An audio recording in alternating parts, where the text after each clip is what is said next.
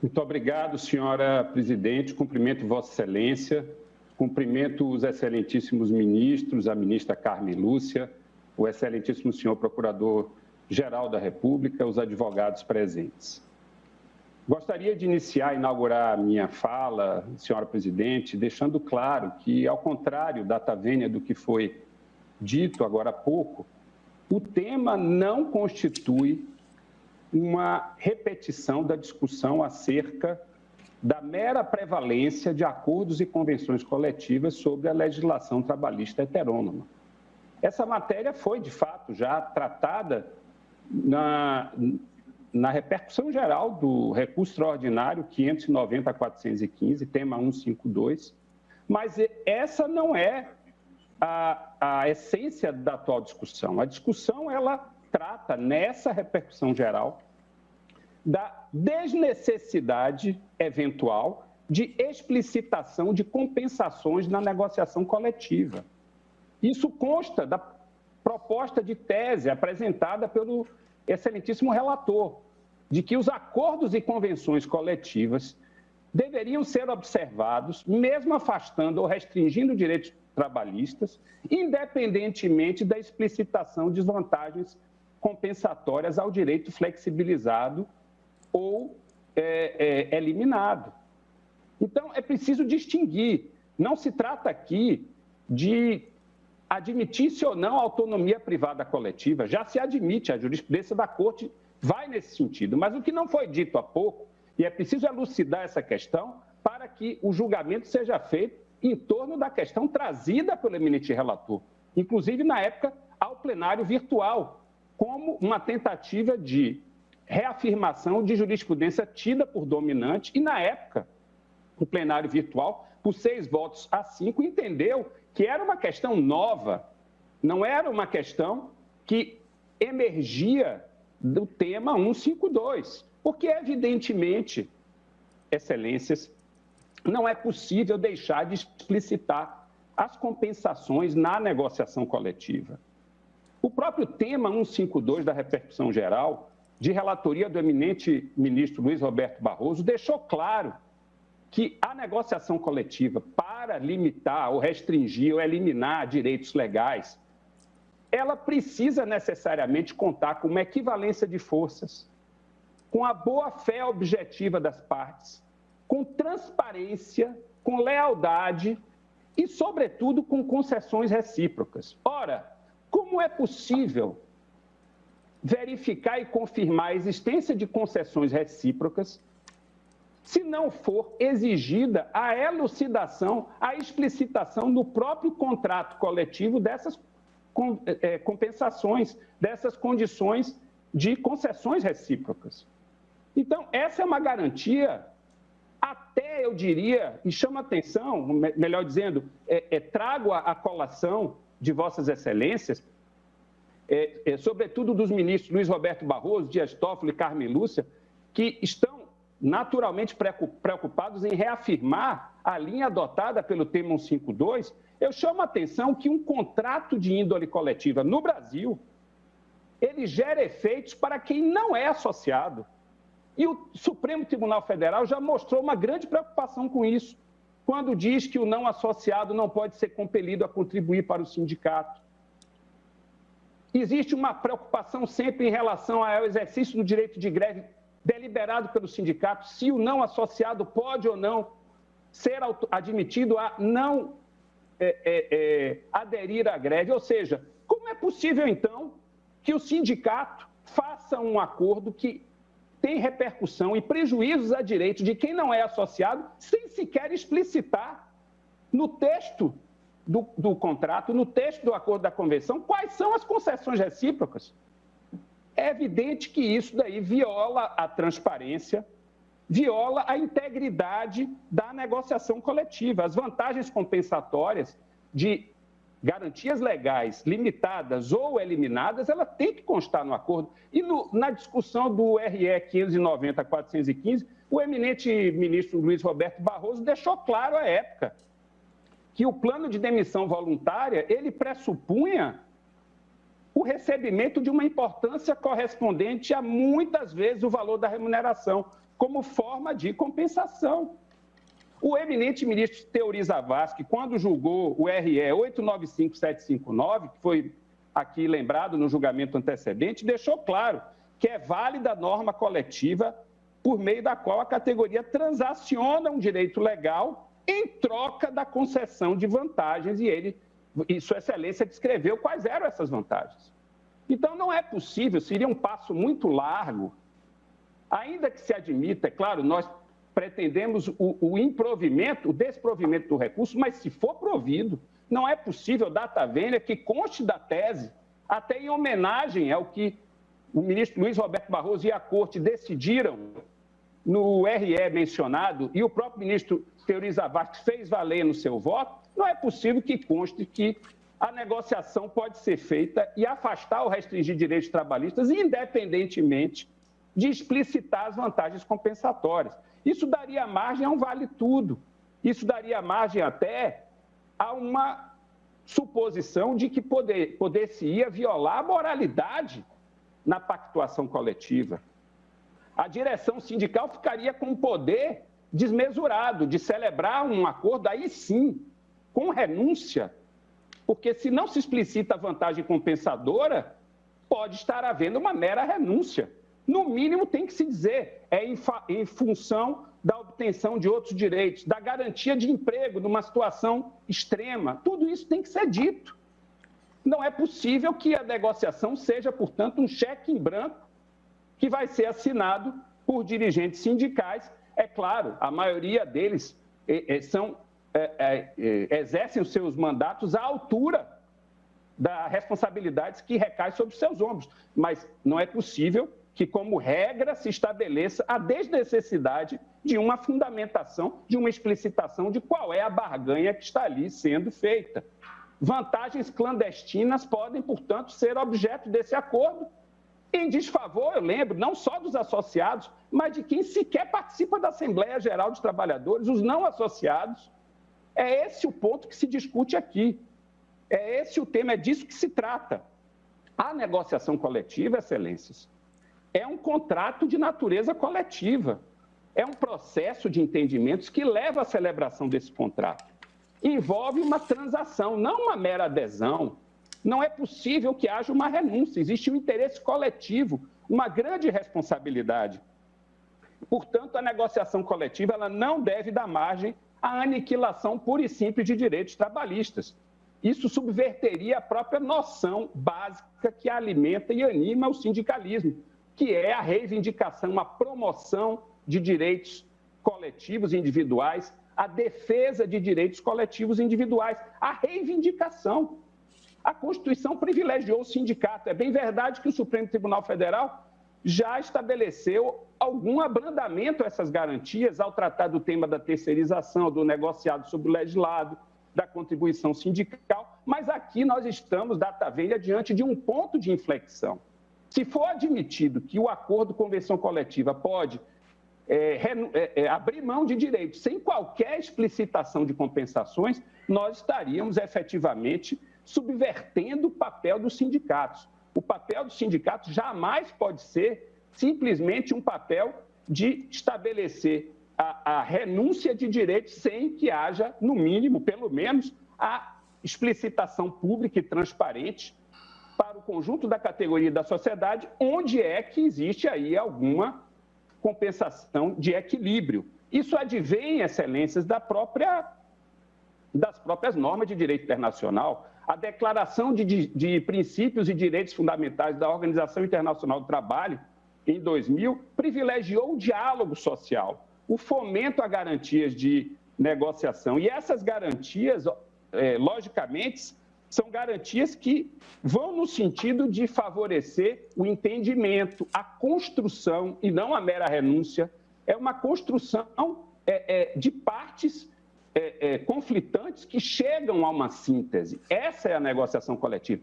Pode haver até que se abra a mão de direitos legais, mas explicitando em que circunstâncias, considerando quais elementos e quais são as vantagens, mesmo que imediatas, que os trabalhadores eventualmente venham a gozar, sob pena de estarmos aí no âmbito da negociação coletiva, favorecendo abusos que sequer no plano do direito civil se admite nos contratos. Não é possível, é preciso rejeitar esses abusos ou a perspectiva de transformar a negociação coletiva numa caixa preta e que não se explicite qual é o conteúdo dessa barganha e os abusos possam vir, evidentemente, a proliferar. Isso atenderia a uma perspectiva de absolutismo do interesse empresarial que não me parece ter sido a intenção da Corte ao emitir o precedente no tema 152. Não se trata, portanto, e é bom dizer, o eminente colega que me antecedeu, a quem saúdo, deu a entender que haveria uma contraposição do princípio da proteção e do princípio da autonomia coletiva. Não é isso. A discussão aqui é sobre o alcance dessa autonomia privada coletiva, que não pode ser uma autonomia que negue a transparência, que negue o equilíbrio, que negue a razoabilidade e, portanto, desfavoreça a negociação coletiva. Negociação coletiva é diálogo, é colaboração. Negociação coletiva, senhores ministros e ministras, não é mera submissão. É preciso resgatar o elemento essencial do diálogo social para que, de fato, a negociação coletiva progrida no seio de uma sociedade democrática que não estabelece a imposição de interesses de uma parte social sobre outra parte social. Nós não podemos sair de um extremo ao outro, ainda que alguns imaginem que a prevalência da lei, mesmo havendo uma negociação coletiva, é algo indesejável, como ficou explícito no tema 152, não é possível ir para o outro extremo e permitir que a negociação coletiva ela se dê sem que haja sequer a explicitação dessas vantagens, dessas concessões recíprocas, que são, ao fim e ao cabo, o requisito de prevalência das negociações coletivas. Então, numa sociedade democrática, é preciso consignar, sim, quais são os elementos obtidos, quais são as garantias asseguradas, quais são as compensações transacionadas. Negociação coletiva é uma transação. Esse caráter sinalagmático que foi lembrado do julgamento antecedente precisa ser levado em conta, até para permitir, na esteira da preocupação trazida pelo ministro Dias Toffoli, pelos ministros Carmen Lúcia, Luiz Roberto Barroso e, evidentemente, pela prolatora e relatora do voto antecedente, ministra Rosa Weber, eminente, a preocupação no sentido de garantir a lealdade e a transparência na negociação coletiva, para que esse discurso de modernidade não seja um discurso vazio, que, na verdade, oblitere a existência da imposição ainda mais severa do forte sobre o fraco. Negociação coletiva é equilíbrio. E esse equilíbrio ele começa a partir de um juízo de moralidade em que se evidenciem quais são os elementos negociados, que não haja caixa preta. Daí porque, senhores ministros, é preciso permitir que esse cotejo seja feito judicialmente. Foi dito também no julgamento antecedente pelo meu eminente colega Alberto Pavie que é preciso permitir que o Poder Judiciário faça o seu crivo. E esse foi o elemento preponderante no julgamento anterior. Evitar que haja, portanto, uma generalização, que concordo com o eminente presidente, que não está aqui presente nesse julgamento, ela é sempre desejável desde que os elementos suficientes para que se generalize o caso estejam presentes. Generalizar aquilo que atende a essências distintas resulta, evidentemente, numa disfunção do sistema. Então, é preciso permitir que o Poder Judiciário, e há uma justiça especializada para isso, a Justiça Trabalhista, faça o seu cotejo, inclusive levando em conta esse elemento essencial dos contratos coletivos, que são as compensações.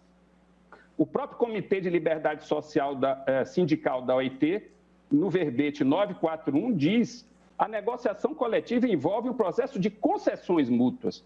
Como saber se há concessões mútuas se a proposta aqui de tese do eminente relator é no sentido de que não é preciso explicitar essas concessões?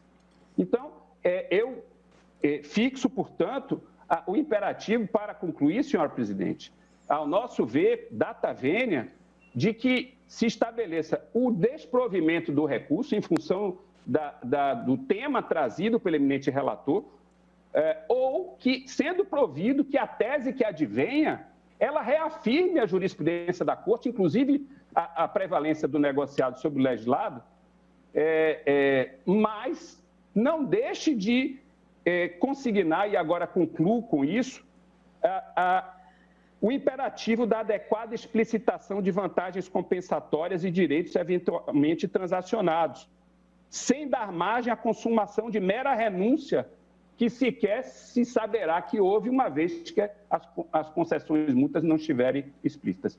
Agradeço muito, senhora presidente, excelentíssimos ministros e ministras da Corte, pela atenção, e aqui encerro a minha sustentação oral. Muito obrigado. Excelentíssima ministra presidente, demais excelentíssimos ministros, o doutor Mauro Menezes, que me antecedeu falando aqui em nome da parte, bem esclareceu os limites e os riscos do presente julgamento, e não há dúvida de que os precedentes marcantes do Supremo acerca do negociado versus legislado expressamente já prevêem a necessidade de haver contrapartidas recíprocas em sede de negociação coletiva para que se admita o afastamento da lei trabalhista em vigor. Mas com esse julgamento, ante a força de uma tese fixada em sede de repercussão geral, pode-se arriscadamente admitir a presunção quase que absoluta de validade de normas coletivas por sua mera afirmatura por entidade sindical representativa dos trabalhadores.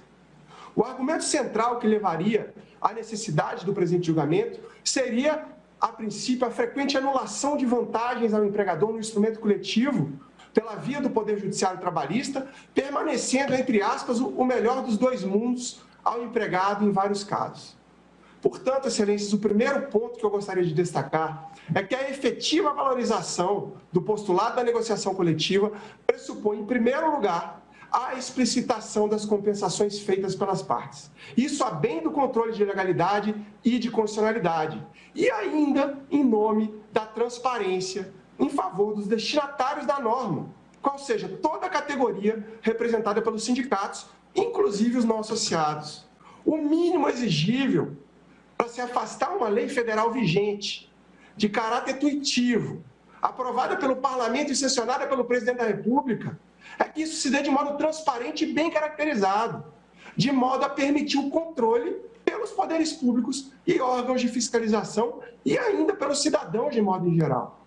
Esse cuidado data vênia, consagrado em precedentes outros dessa Suprema Corte, não conflita, não colide de modo algum com a teoria do conglobamento, consoante anunciado no acórdão de repercussão geral. Além disso, excelências, a norma coletiva nada mais é do que um contrato coletivo de trabalho.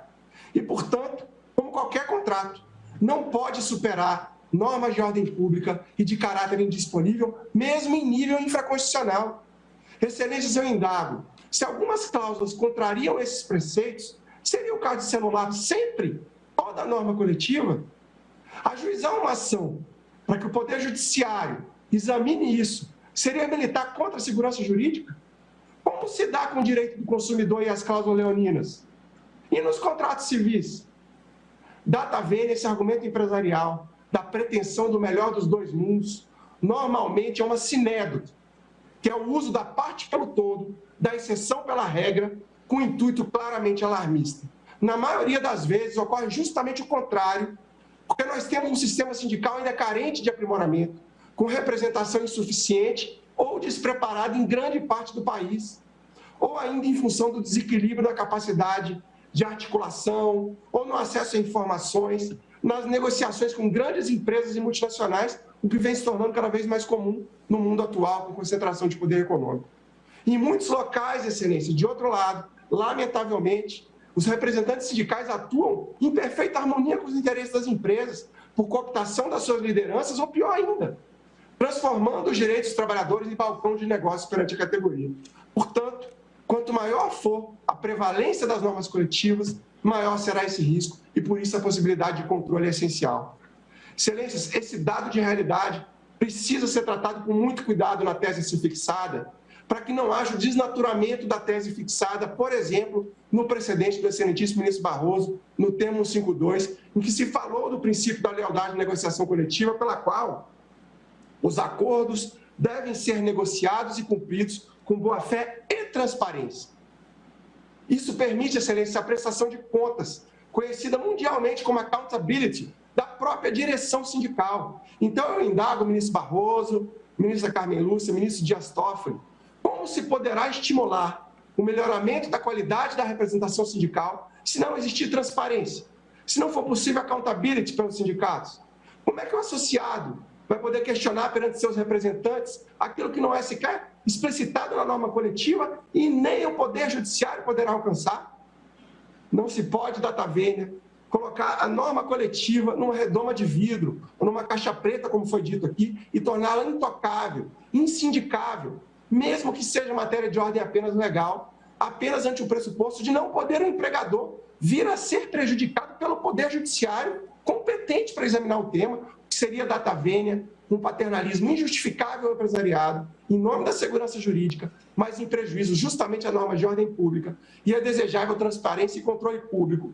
Paternalismo esse que nem o direito do trabalho, mas aí por razões isonômicas de reequilíbrio, faz na relação trabalhista no campo individual. Não se pode, excelência, já concluo, ir de um extremo a outro, como me disse meu colega há pouco. A análise das normas coletivas, sua incidência ou afastamento, no que seja inconstitucional ou legal, há de ser feita sempre caso a caso, como bem colocado pela divergência vencedora no julgamento da DPF anterior. Mas isso só pode ser feito se houver explicitação do que está sendo substituído pela lei federal vigente. Uma última palavra é que as cotas de aprendizes de PNE possuem proteção constitucional e, portanto, não têm aderência ao tema 1046, consoante destacado dos memoriais entregues a Vossas Excelências, em nome da ANPT e da ANAMAT. Muito obrigado.